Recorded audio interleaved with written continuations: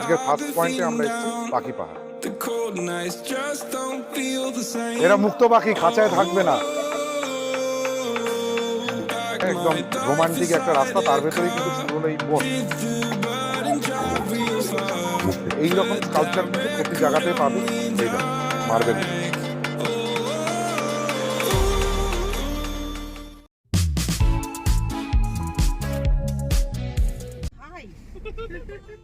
Good morning, আরও একটা নতুন ভিডিওয় তোমাদেরকে নতুন দিনে স্বাগত জানাই। আমি অর্পণ, সাথে ক্যামেরার পেছনে না বরুণ নয়, আজকে তম্বর। আর কোথায় দাঁড়িয়ে আছি? পুরুলিয়াতে পাখি পাহাড়ের সামনে।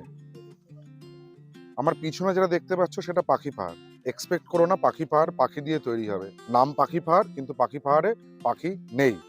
হ্যাঁ, পাখি আছে কোথায় না, ওই যে হাতে আঁকা যে ছবিগুলো দেখতে পাচ্ছ সেইগুলো পাখি করেছে বিভিন্ন শিল্পীরা, তাদের শিল্পকলার নিদর্শন করেছে এই পাখি পাহাড়ে। সেই জন্য নাম হচ্ছে এই পাহাড়টা, পোশাকি নাম পাখি পাহাড়। আর কি বলবো, যেটা হচ্ছে ইনস্টিটিউট অফ সাইকিয়াট্রি থেকে আমরা 32 জনের একটা টিম বেরিয়েছি। কালকেই বলেছি যে ট্রাভেলার্স ডায়েরি এবার 4 জন বা 6 জনের সীমিত নেই, 32 জন। নতুন অভিজ্ঞতা, নতুন ধরনের ট্রিপ। সব থেকে যেটা ভালো লাগলো, প্রথম থেকেই শুরু হয়েছে বিড়ম্বনা। বারবার বলছি, আবারও বলছি, কালকে গাড়ি খারাপ হয়েছে ট্রাভেলার, সেই গাড়ির জন্য 5 ঘন্টা ডিলে করেছি। তবে আজকেও আমরা আমাদের নির্ধারিত সময়ের এক্সপেকটেশন যেটা করেছিলাম তার থেকে 1 ঘন্টা লেটেই স্টার্ট করেছি। আজকের ফার্স্ট পয়েন্টে আমরা এসেছি পাখি পাহাড়। পাখি পাহাড়ে আসতে গেলে প্রথমে পার্কিং লটে গাড়িতে ওখানে গাড়িটাকে পার্ক করে দাও, বা যে গাড়িতে তোমরা আসো নিজের গাড়ি বা ভাড়া গাড়ি, সেখানে পার্ক হবে।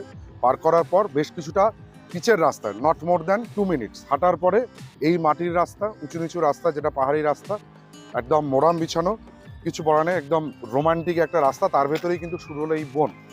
এই বন দিয়ে হেঁটে যেতে হবে পাখি পাহাড়ের সেই স্কাল্পচার বা সেই সমস্ত কারুকার্য শিল্পীদের, সেগুলো দেখার জন্য।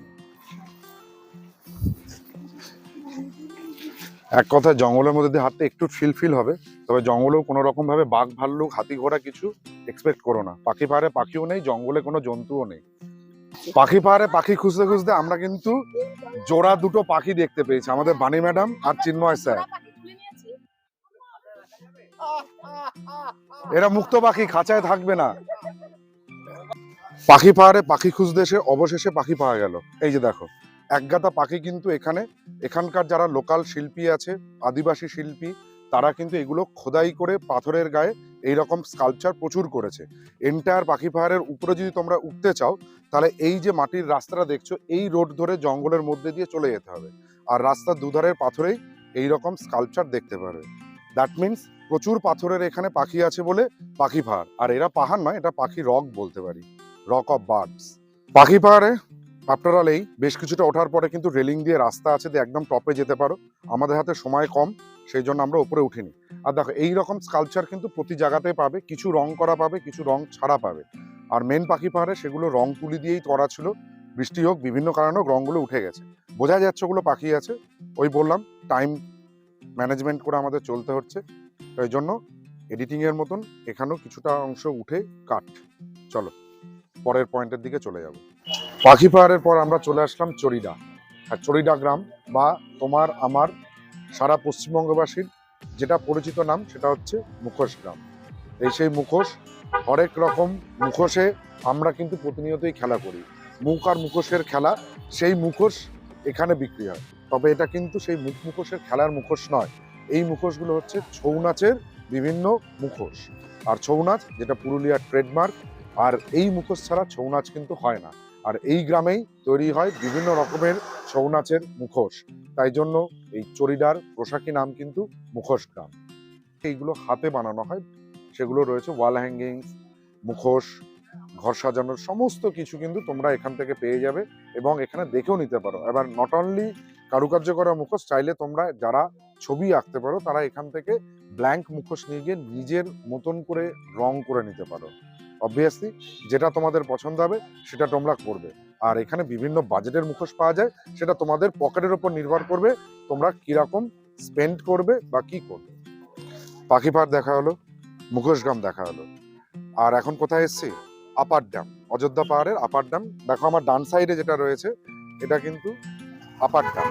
আর আপার ড্যাম আসার সময়তেই আমরা লোয়ার ড্যামের পাশ দিয়েই উঠলাম। আর এই সিজনের সময় একটা কথা তোমরা মাথায় রাখবে, একই রাস্তায় কিন্তু ওঠানামা করতে দিচ্ছে না।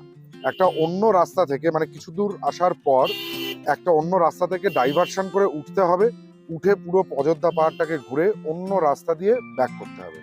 চলো দেখে নাও আপার ড্যামের বিউটি।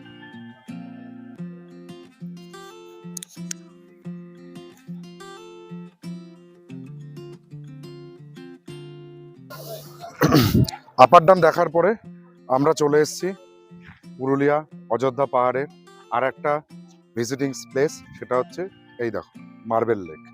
এই মার্বেল লেকে আমরা এখন চলে এসেছি। উপর থেকে দেখো কেন এটাকে মার্বেল লেক বলছে, চারদিকে কিন্তু পাথর খোদাই বা পাথর খাদান, সেই জায়গায় বৃষ্টির জল জমে এই লেকটা তৈরি হয়। তারপরে কিন্তু এটাকে ড্রিঙ্কিং পারপাসে বা কোনো কিছুতে হাউস হোল্ডিং এর কাজে সাপ্লাই করা হয়। চারিদিকে পাহাড়, মধ্যেখানে জল। ফটো শুটিং এর পালা চলছে, দিদি সিস্টার সবাই এসে কিন্তু এক কথায় খুব এনজয়মেন্ট।